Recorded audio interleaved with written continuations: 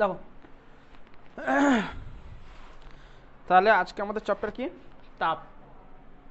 Second ইউনিটটা সেটা পরীক্ষা হবে, তাই তো? তাপ বা হিট। মোটামুটি এখান থেকে যেগুলো ইম্পর্টেন্ট জিনিস সেইগুলোই আজকে পড়ানোর চেষ্টা করবো। তবে তার আগে 7-এর সেই জিনিসগুলো মনে আছে তো, একটু দেখে নিই, এই জন্য পড়তে বলছিলাম। দেখো তাহলে আগে বলো তাপ জিনিসটা কি বলো। 7-এ পড়েছো, বলো তাপ কি ছিল? তাপ কি ছিল? এই 7 বলো তো, তাপ কি ছিল? হ্যাঁ, ভেরি গুড। কি ব্যাপার, তাহলে তাপ কি লেখো, তাদের লেখো তাপ কি। তাহলে তাপ হলো, হ্যাঁ ছোট এইদিকে করতে বলেছি, ওদিকে করছি, তাদের লেখো। তাহলে তাপ কি? তাহলে তাপ কি? তাহলে লেখো তাপ হলো, তাপটা কি? তাপ হলো এক প্রকার শক্তি। 7-এ তো পড়েছিল, তাপ হলো এক প্রকার শক্তি। কি? তাপ হলো এক প্রকার শক্তি, যা যা গ্রহণ করলে কোনো বস্তু, কি হয়? উত্তপ্ত হয়ে ওঠে, তাই তো? কোনো বস্তু ঠান্ডা হয় গরম হয় কি? তাপের জন্যই, ঠিক আছে? তাহলে তাপ হলো এক প্রকার শক্তি, যা গ্রহণ করলে কোনো বস্তু উত্তপ্ত হয়ে ওঠে, উত্তপ্ত হয়ে ওঠে, এবং বর্জন করলে শীতল হয়ে যায়, এবং বর্জন করলে শীতল হয়, শীতল হয়ে যায়। তাকে বলে কি? তাপ। ঠিক আছে, হয়েছে? নেক্সট দেখো,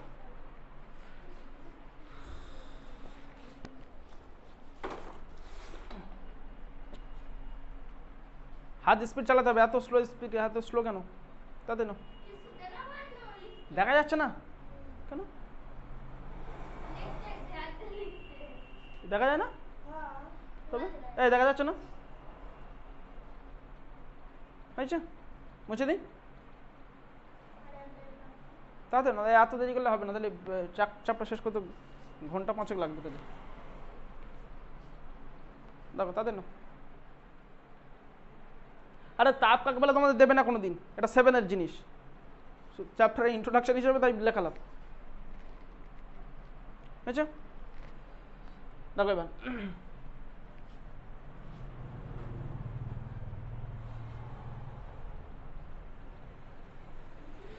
তাহলে প্রত্যেকবারের মতো বলো, তাপটাকে মাপা যায়, গণনা করা যায় কিছু একটা জিনিসের সাহায্যে, তাই তো? যার একক থাকবে, তার মানে একক থাকবে। তাহলে তাপেরও একক থাকবে, বলো চটপট বলো, ভালো। তাপের একক কি? তাপের সিজিএস একক বলো, এসআই একক বলো। সিজিএস একক আর এসআই একক বলো, বলো তো তুমি। সিজিএস একক ক্যালোরি, এসআই একক জুল। Very good. সিজিএস একক ক্যালোরি, এসআই একক জুল। ঠিক আছে, আচ্ছা। তাহলে তাপের সিজিএস একক কি? ক্যালোরি। এসআই একক কি? জুল। এবার পরীক্ষায় দেয় এই ক্যালোরি আর জুলের মধ্যে সম্পর্ক দেয়, ঠিক আছে? 1 ক্যালোরি সমান 1 ক্যালোরি, সিএল মানে ক্যালোরি, ঠিক আছে? 1 ক্যালোরি সমান 4.2 জুল। আচ্ছা, বাংলায় লেখো 1 ক্যালোরি সমান 4.2 জুল। তাতে লেখো এটা পরীক্ষায় শর্ট কোশ্চেন আকারে দেয়। হাত স্পিড চালাতে হবে, এত স্লো করলে হবে না।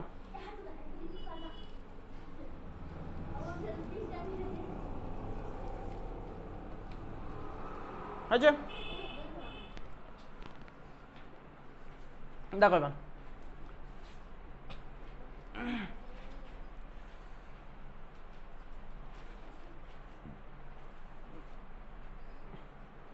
মুছে দিই।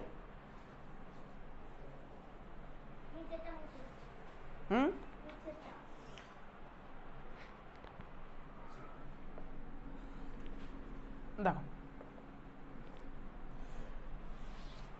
আচ্ছা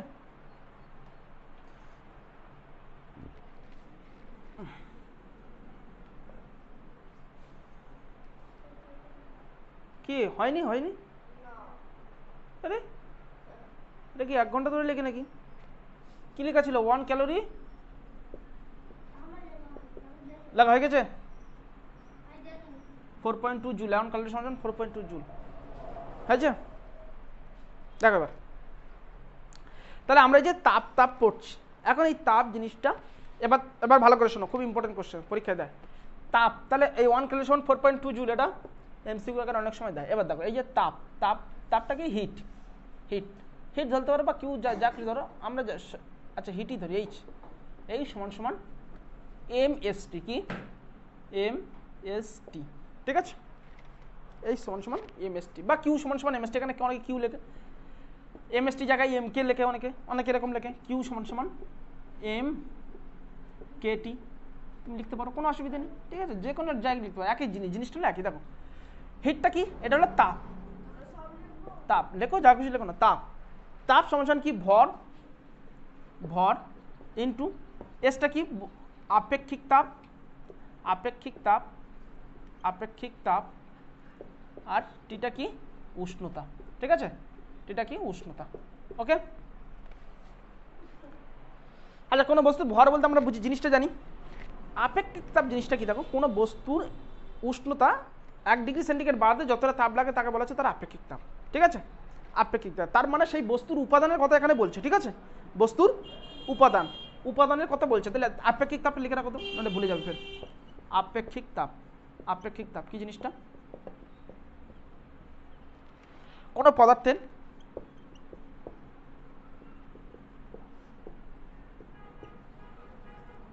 উষ্ণতা 1 ডিগ্রি সেন্টিগ্রেড বাড়াতে যতটা তাপের প্রয়োজন হয়, তাপের প্রয়োজন হয়, যতটা তাপের প্রয়োজন হয়, প্রয়োজন হয় তাকে ওই বস্তুর, তাকে ওই বস্তুর আপেক্ষিক তাপ বলে, ওই বস্তুর আপেক্ষিক তাপ বলে, আপেক্ষিক তাপ বলে। শুনে শুনে লেখো না। এই তাহলে আপেক্ষিক তাপ কি? তাহলে কোনো একটা বস্তু, ধরুন আমি লোহা নিলাম, ঠিক আছে? তাহলে ওই লোহারই 1 ডিগ্রি সেন্টিগ্রেড তাপমাত্রা বৃদ্ধি করতে, ওই কণাটারই 1 ডিগ্রি সেন্টিগ্রেড তাপমাত্রা প্রয়োগ করতে, মানে বাড়াতে যতটা পরিমাণ আমার তাপ লাগবে তাকে বলা হচ্ছে ওই বস্তু, তো ওই লোহারই আপেক্ষিক তাপ। যদি আমি একটা কাঠ নিই, তাহলে একটা কাঠের 1 ডিগ্রি সেন্টিগ্রেড উষ্ণতা বৃদ্ধি করতে যতটা তাপ লাগবে সেটা ওই কাঠের আপেক্ষিক তাপ। বুঝতে পারলেন? বুঝতে পারলেন? যদি আমি তামা নিই, তাহলে তামার 1 ডিগ্রি সেন্টিগ্রেড উষ্ণতা বাড়াতে যতটা লাগবে ওটা ওই তামার আপেক্ষিক তাপ, ঠিক আছে? এরকম করতে করতে করতে করতে তাহলে তামা হতে পারে, বিভিন্ন জিনিস হতে পারে, ঠিক আছে? তাদের লেখো।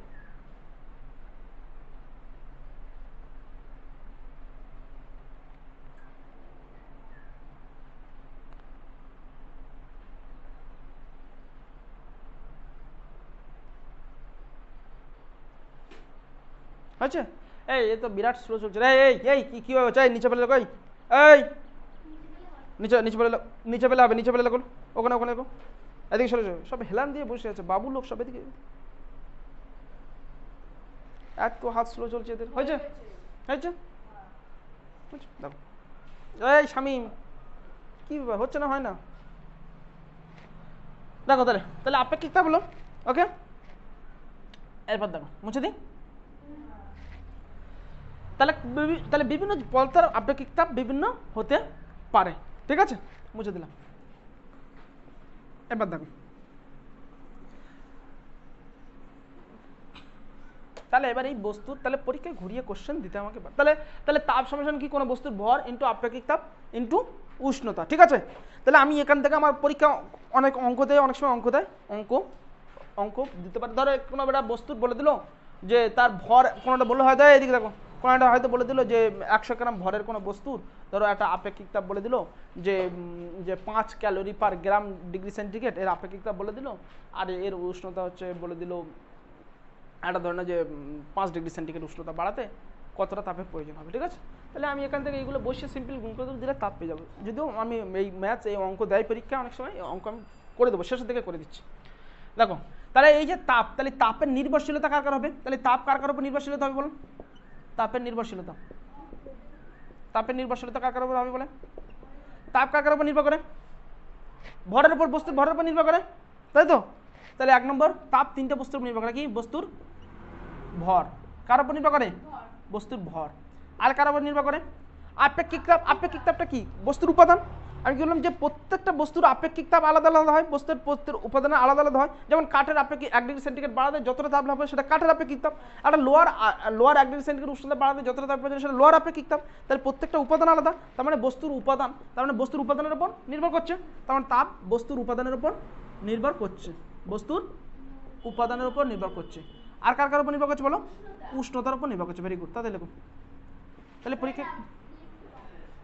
পরীক্ষা কোশ্চেন দেয় কিভাবে দেয়, যেরকম বললো যে তাপ কার উপর নির্ভরশীল নয় বলে কোশ্চেন দেওয়া দিতে পারে।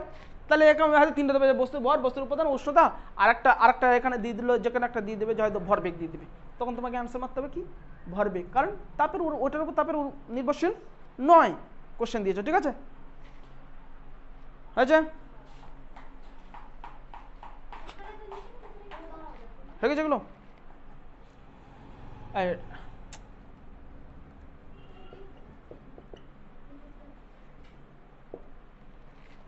তাদের লোক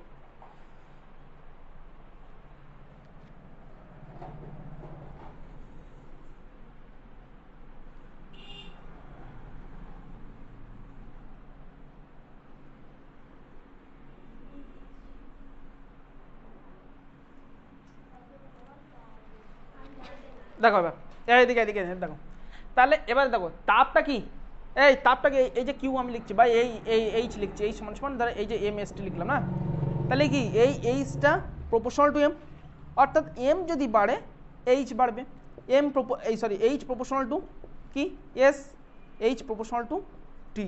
তার মানে কি, তার মানেগুলো কি, তার মানে কি কোনো বস্তুর ভর যদি বাড়ে, যদি এই দুটো একই থাকে, এখানে দেখো এইদিকে দেখো, যদি আমার এই এস আর টি, অর্থাৎ এসটা কি আপেক্ষিক তাপ আর এই টিটা কি অর্থাৎ এই উষ্ণতা বা বস্তুর উপাদান আর উষ্ণতা, মানে এই শেষ দুটো অংশ যদি আমি একই থাকে, তাহলে কোনো বস্তুর ভর বাড়লে তার মধ্যে তাপ বাড়বে, তাই তো? এগুলো সব তো সমানুপাতিক, সরল সমানুপাতিক। তাহলে সমানুপাতিক মানে কি একটা বাড়লে আরেকটা বাড়বে, তাই তো নাকি? এই সমানুপাতিক নাকি একটা বাড়লে আরেকটা বাড়বে তো। তাহলে আমি যদি এই দুটো একই থাকে, যদি একই থাকে, তাহলে এ বাড়লে অর্থাৎ কি ভর বাড়লে তাপ বাড়বে। ঠিক আছে, আবার একই জিনিস আমি যদি আমার প্রথম দুটো একই থাকে, অর্থাৎ ভর আর এই আপেক্ষিক তাপ বা এই বস্তুর উপাদান যদি একই থাকে, তাহলে উষ্ণতা বাড়লে তাপ বাড়বে। মনে থাকবে, উষ্ণতা বাড়লে তাপ শুনছেই না, শুনছো? তাহলে কি বলেছি আমি, কি বলেছি অপশনে,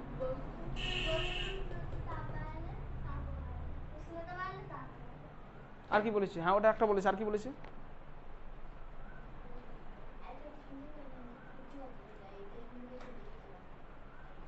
শুনছে না, এরা কেউ শুনছে না, ভালো করে শোনো। আমি কি বলছি ধরো, যদি এই শেষ দুটো যদি একই থাকে, অর্থাৎ এই আপেক্ষিক তাপ আর উষ্ণতা যদি একই থাকে, অর্থাৎ কোনো বস্তুর ভর যদি বাড়ে তার তাপ বাড়বে। ধরো না কোনো একটা বস্তু আছে 5 কেজি ভরের, কোনো একটা বস্তু আছে 5 কেজি ভরের, আর কোনো একটা বস্তু আছে 10 কেজি ভরে, ঠিক আছে 10 কেজি ভরে।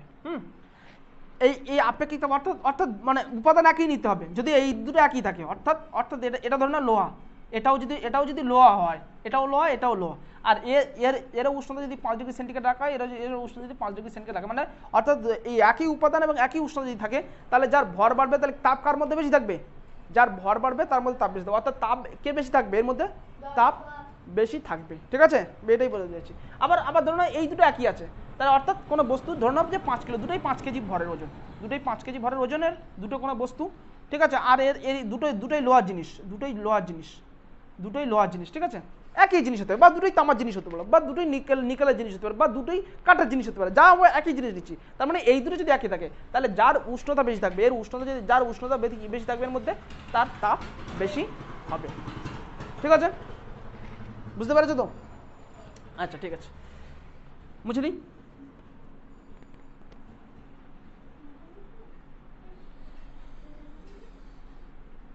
কি আছে? ভালো হয়েছে, লিখতে এতক্ষণ ধরে সময় দিলাম, লিখতে পারোনি তো লিখতে পারোনি। দেখো তাহলে আমাদের এইগুলো আমরা পড়লাম, তাই তো? এবার একটা জিনিস দেখো, তাহলে তাপ আদান প্রদান হচ্ছে, তাই তো? তাপ কীভাবে তাপ আদান প্রদান হয়? অর্থাৎ একটা বস্তু তাপ ছেড়ে দেবে, আচ্ছা একটা আমি ঠান্ডা থেকে গরম হচ্ছে, তাই তো, বা গরম থেকে ঠান্ডা হচ্ছে, একটা ধরনের গরম বস্তু রাখলে কিছুক্ষণ পরে সেটা ঠান্ডা হয়ে যায় তো, নাকি? কি করে হয়? ও যে তাপটা ছেড়ে দিচ্ছে পরিবেশে, আর একটা উষ্ণ বস্তু যে তাপটা ছেড়ে দিচ্ছে, আর ও তাপ সবসময় তাপ আদান প্রদান হয়, ঠিক আছে? তাপের কি হয়? আদান প্রদান হয়। অর্থাৎ ধরে নাও এই দুটো পাত্র আছে, ঠিক আছে, এখানে জল আছে, এখানে মানে বিরাট গরম, এটা হচ্ছে ধরে নাও সেই বাষ্প বেরোচ্ছে, ঠিক আছে, গরম জল, বুঝতে পারছো তো? আর ধরো ঠান্ডা জল আছে, পাশাপাশি রাখা হয়েছে, এটা ধরো না ঠান্ডা জল। এই গরম জলটা আর এই এও কিছুক্ষণ পর ঠান্ডা আসবে, আর এর তুলনামূলকভাবে যতটা ঠান্ডা ছিল একটু গরম হবে, ঠিক আছে? কীভাবে হবে? এই দুটো জিনিসের মধ্যে তাপের আদান প্রদান হয়, ঠিক আছে? এই গরম তার মানে উষ্ণ বস্তু কর্তৃক, এই যে উষ্ণ বস্তু, এটা উষ্ণ বস্তু কর্তৃক বর্জিত তাপে তাপটা বর্জন করবে। বর্জিত তাপ সবসময় কি হয়? এই শীতল বস্তু কর্তৃক গৃহীত তাপের সমান হয়। শীতল বস্তু কর্তৃক গৃহীত তাপের সমান হয়। গৃহীত তাপ একই হয়, ঠিক আছে? এটা সমান সমান, হ্যাঁ, সমান হয়।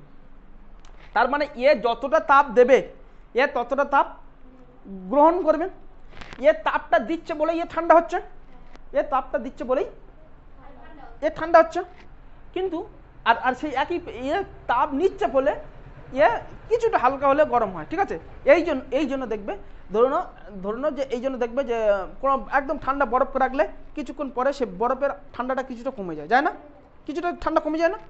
মানে একদম যে কোনো একদম শীতল বস্তু রাখলে কিছুক্ষণ পরে দেখবে যে ধরো কোনো একটা জল ফ্রিজে রাখা হলো, ঠিক আছে, জলটা একদম ঠান্ডা ছিল, বার করার সঙ্গে সঙ্গে কিছুক্ষণ পরে দেখা যাবে যে জলটা আর অতটা ঠান্ডা নেই, মানে ঠান্ডাটা কমে গিয়েছে। ফলে কিসের জন্য কমে গিয়েছে? ও কিছুটা পরিবেশ থেকে তাপ গ্রহণ করেছে, ঠিক আছে? হয়েছে? এই জিনিসটা বলছে ক্যালোরিমিতির নীতি। এই জিনিসটা হলো ক্যালোরিমিতির নীতি। কি? ক্যালোরিমিতির নীতি, ঠিক আছে? তাহলে ক্যালোরিমিতির নীতি কি? ক্যালোরিমিতির নীতি হলো কি? যদি দেয় পরীক্ষা বানিয়ে লিখতে হবে, এবার যে উষ্ণ বস্তু কর্তৃক বর্জিত তাপ শীতল বস্তু কর্তৃক গৃহীত তাপের সমান হয়, ঠিক আছে? উষ্ণ বস্তু কর্তৃক বর্জিত তাপ শীতল বস্তু কর্তৃক গৃহীত তাপের সমান হয়, ঠিক আছে? আচ্ছা,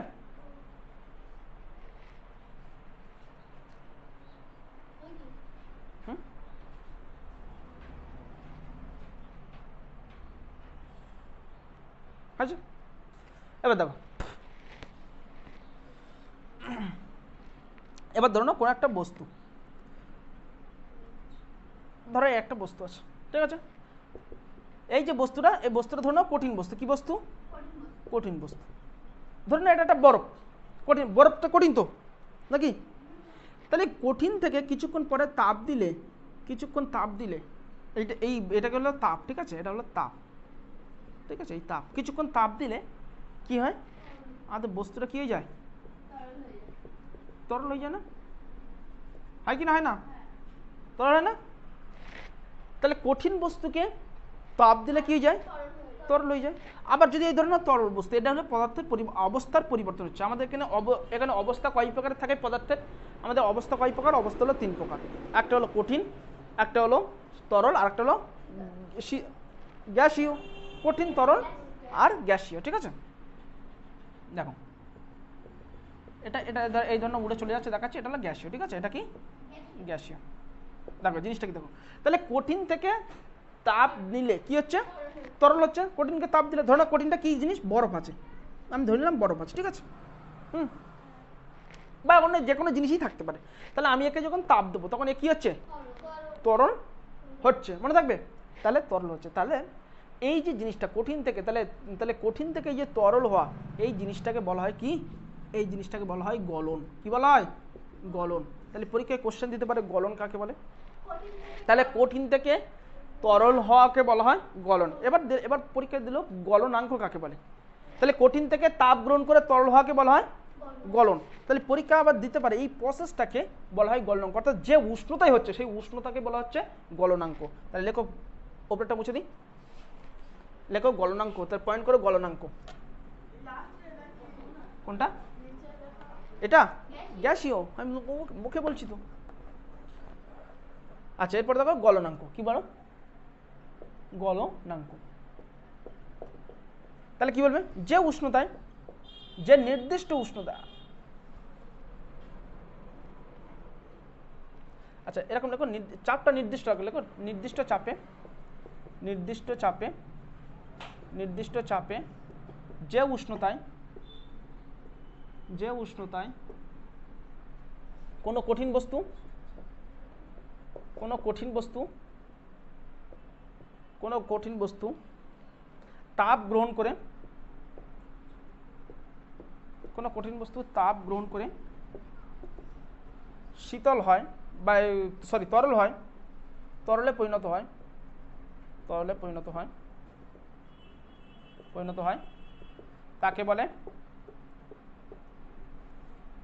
তাকে সেই উষ্ণতাকে বলে, পরিণত হয় সেই উষ্ণতাকে বলে, ওই উষ্ণতাকে বলে, ওই উষ্ণতাকে বলে, বলে ওই বস্তুর গলনাঙ্ক, বলে ওই বস্তুর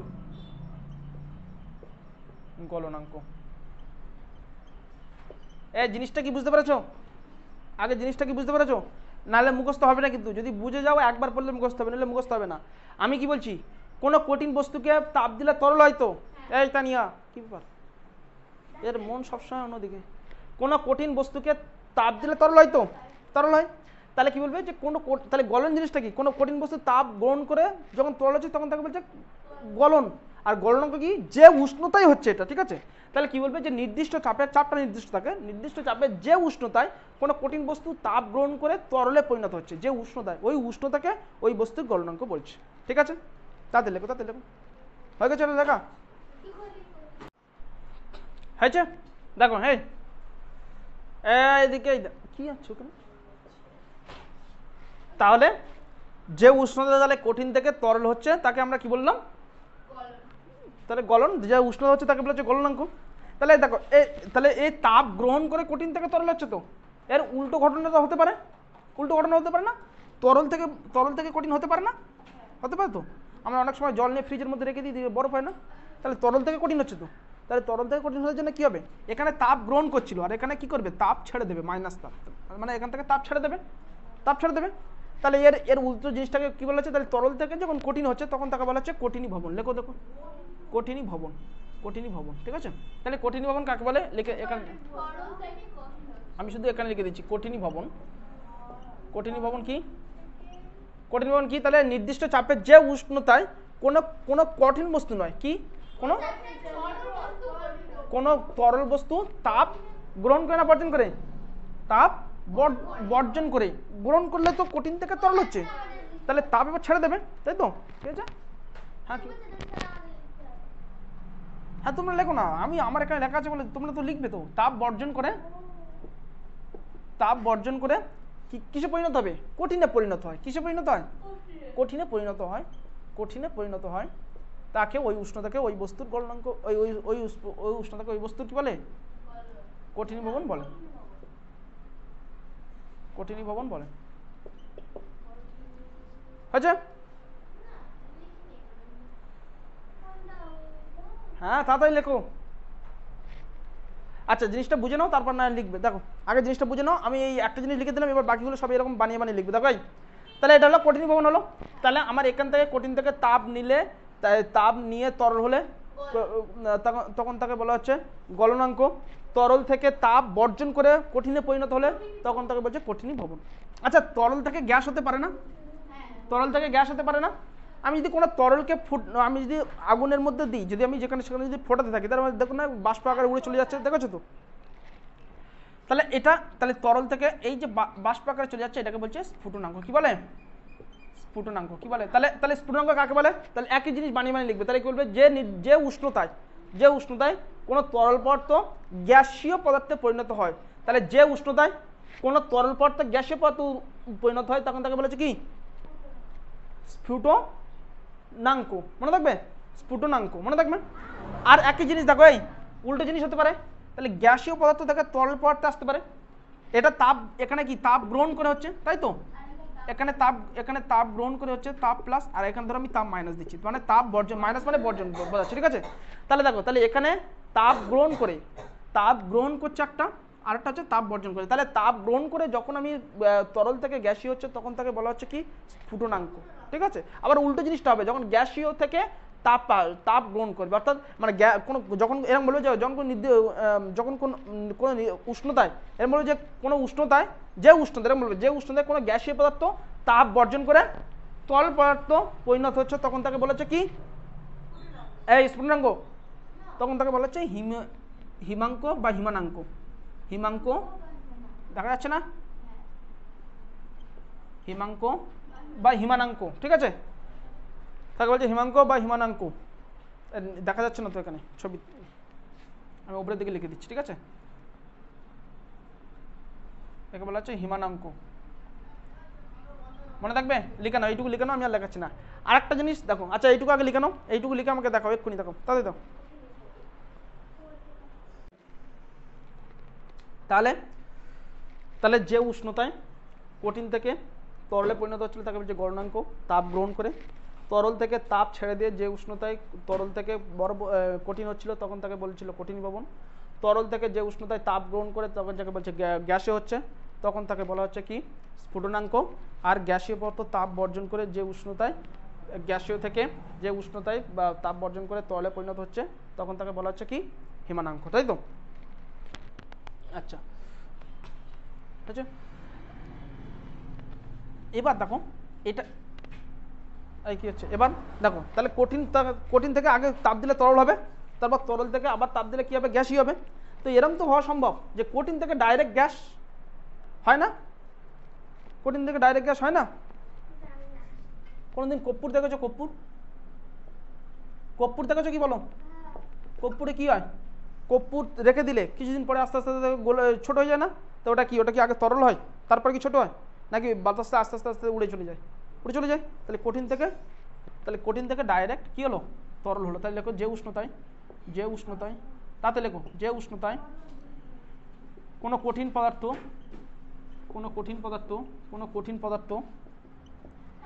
হ্যাঁ কোনো কঠিন পদার্থ তাপ গ্রহণ করে গ্যাসীয় পদার্থে পরিণত হয়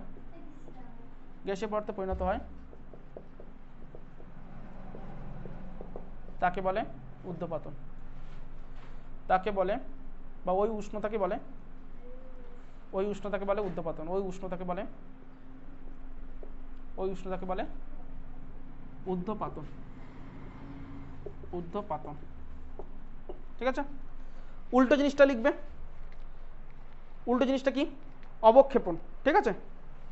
আচ্ছা এর উদাহরণটা লিখে রাখবেন, উদাহরণটা কি অনেক সময় পরীক্ষা দেয়, এর উদাহরণটা কি কঠিন থেকে ডাইরেক্ট গ্যাস হচ্ছে, ঠিক আছে, কঠিন থেকে আর তরল হচ্ছে না, কঠিন থেকে তরল তবে তো গ্যাস হয়, কিন্তু এখানে কঠিন থেকে ডাইরেক্ট গ্যাস হয়ে যাচ্ছে, কি বলছে ঊর্ধ্বপাতন। তাহলে এর এর এর এটা কি বলে ঊর্ধ্বপাতন। এর উদাহরণ কি, যেমন বলবে কর্পূর থেকে ন্যাপথলিন বলবেন, ন্যাপথলিন বা কর্পূর চাকরি বলবেন ন্যাপথলিন, এর উদাহরণ কি ন্যাপথলিন, শুধু ন্যাপথলিন বলে রাখো। ন্যাপথলিন কি হয়, ডাইরেক্ট কঠিন থেকে ডাইরেক্ট গ্যাসে পরিণত হয়ে যায়, ঠিক আছে। আচ্ছা ঊর্ধ্বপাতন, আমি তাহলে এবার এটা মুছে দিই। আর এটা কি হবে অবক্ষেপণটা কি হবে, এর উল্টো মুছে দিলাম। হ্যাঁ অবক্ষেপণটা এর উল্টো, তাহলে গ্যাস থেকে সরাসরি কঠিনে চলে আসবে, ঠিক আছে, গ্যাস থেকে সরাসরি কঠিন হবে, ঠিক আছে, গ্যাস থেকে আর উল্টো পথে আসবে না, গ্যাস থেকে তরল তারপর কঠিন হবে না, গ্যাস থেকে সরাসরি কঠিন আসবে। দেখো এটা হলো অধঃক্ষেপণ কি বলে, একই জিনিস, যে উষ্ণতায় কোনো গ্যাসীয় বস্তু তাপ বর্জন করে সরাসরি কি হয়ে যায় কঠিন পদার্থে পরিণত হয় তাকে বলে অধঃক্ষেপণ।